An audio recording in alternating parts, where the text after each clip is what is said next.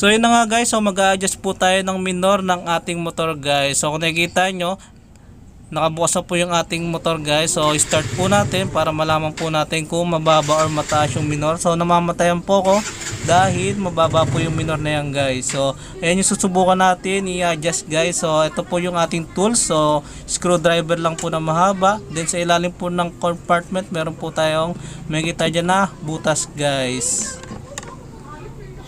This yourself. It's extremely dangerous.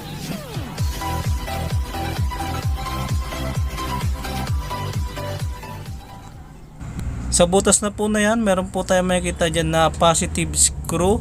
So yung screw na po yan, ayan po yung i-adjust po natin dahil ayan po yung adjustment ng ating minor guys. So kung mahigpit ba or mababa guys, so kailangan po natin siyang higpitan para tumaas yung ating minor guys. So kailangan po natin dyan ng mahabang screwdriver para maabot po yan, para ma-adjust po natin guys. So tatry ko siyang buksan kaso namamatayan pa rin po yan. So kailangan pa natin higpitan.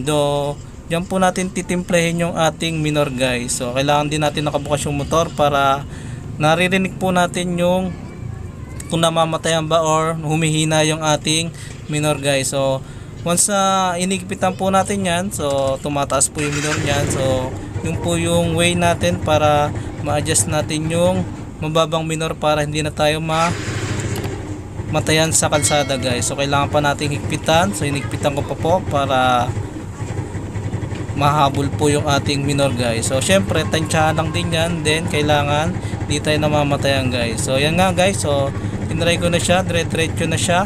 So yun lang, napakasimple lang ng ating ginawa guys. So inigpitan lang natin, then already goods na yan. Hindi na tayo mamamatay sa kalsada niyan para iwas na rin aksidente guys. So yun lamang guys. So once again, this is your J-Tron TV. Sa simpleng like nyo guys, malaking tulong na yun sa ating YouTube channel. So yun lamang, peace out. Once again, this is your J-Tron TV. See you guys to my next video. Peace out.